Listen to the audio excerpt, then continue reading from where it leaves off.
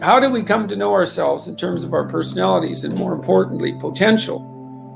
One of the first ways to come to know yourself is to understand that you don't. You can learn to kind of watch yourself like you're watching a stranger. So you have to understand that you don't know who you are. And that's not easy to understand because you think you know. But then, you remember you can't control yourself very well. You're not very disciplined. You're full of flaws. Maybe you don't know yourself as well as you think. But it's hard to get low enough to understand how deeply it is the case that you are ignorant about who you are. Now, there's an upside to that too, which also is that you're also ignorant about who you could be. And so the discovery of that, is some reward for the horror of determining who you actually are. Then you watch yourself. You watch yourself like you're watching a stranger. You watch what you say and you listen. And you think, well, what sort of person would say that? And how am I reacting emotionally when I'm communicating in that manner? Is that making me feel stronger, weaker? Is it filling me with shame? Is it helping my confidence? Am I laying out a lie? Am I deceiving myself and other people? Am I adopting this personality at parties that is designed to impress and to amuse, and it comes across as nothing but like self-centered narcissism? What are my dark fantasies? What are my aggressive fantasies? What is it that I'm willing to do? What am I interested in so that I'll spontaneously pursue it? What do I procrastinate about and why? What am I unwilling to do? What do I think is good? What do I congratulate myself for accomplishing? And what do I berate myself for failing to confront and to implement? Those are all incredibly complicated questions, and you don't know the answers to them. So that's a start. And then in terms of potential, well, you'll discover a little bit more about your potential as you discover who you are, especially the darker parts of yourself, because then you discover your potential for mayhem. There's some real utility in that. The discovery that you're dangerous. It's such a useful discovery.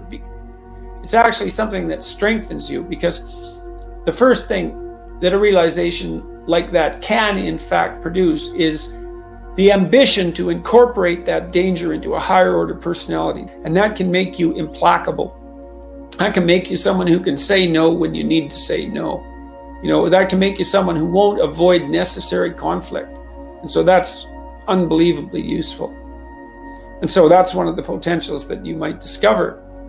The other thing you do to discover your potential is you challenge yourself.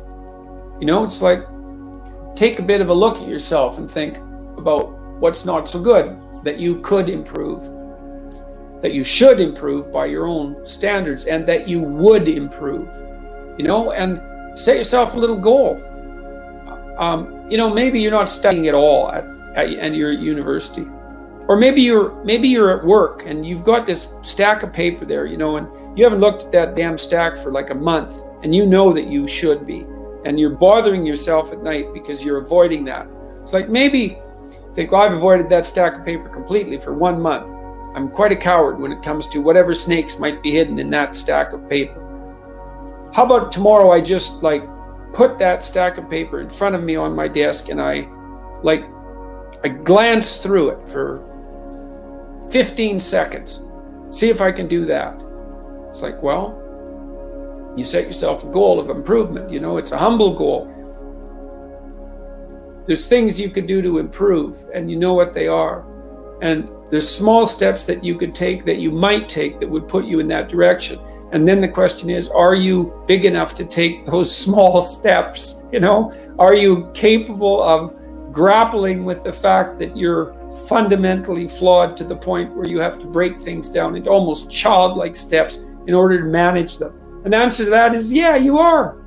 Most people have things they avoid, and they're afraid of. So I would say to some degree, it's the lot of everyone. People vary in the degree to which they've conquered that. And you do meet people from time to time who are extraordinarily disciplined. But most of the time they've got disciplined in exactly this manner. It's through slow incremental improvement.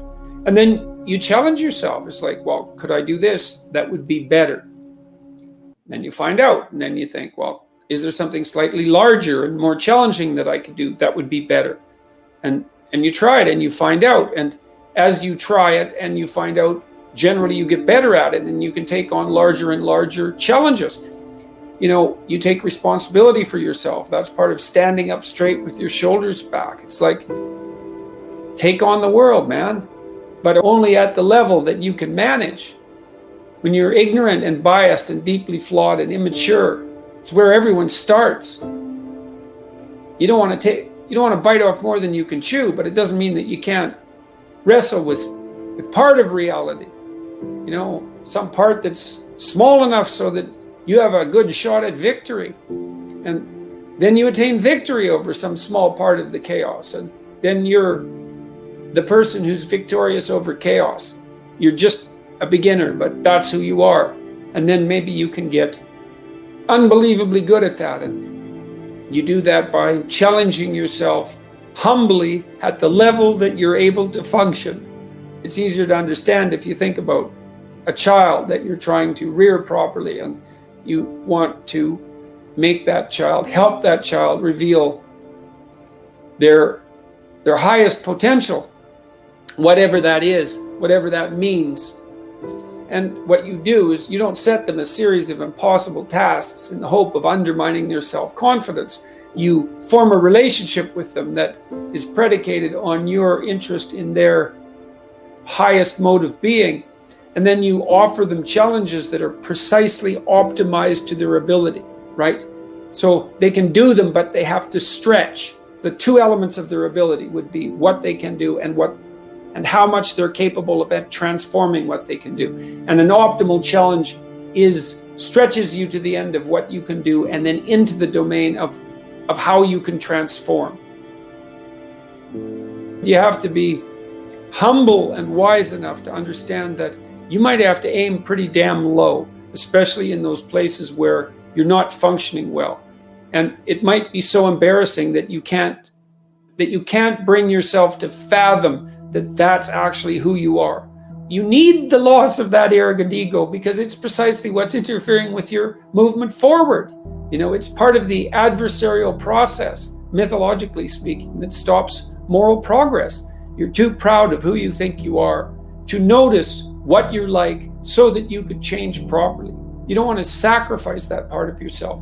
It's probably associated with some delusion that helps you maintain a positive, although very fragile self-image, in the absence of genuine effort. It's not to be recommended. So you know yourself by watching and paying attention. It's not thinking exactly. It's not imagination. It's watching like you're a snake.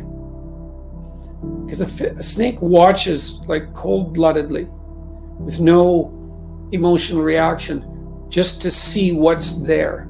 It doesn't allow what is wanted or desired to interfere with what is observed. So you watch yourself like that, as if you don't know who you are. Well, that's the beginning. And then you challenge yourself continually to see how far past yesterday you can push today and tomorrow, and to continually experiment with expanding the domains not only of your competence but of your ability to increase that competence. The upper limit to that is proportional to the moral effort that you put into it. The more that's guided by the highest of all possible visions, right? The alliance with the highest of all possible conceivable good.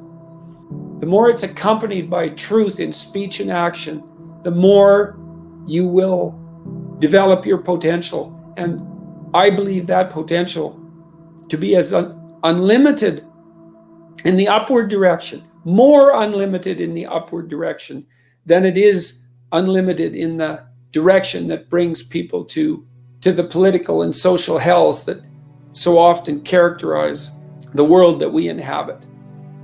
And so you also, I suppose, have to be willing to undertake that as an adventure, because it's a hell of a thing to bear that kind of responsibility.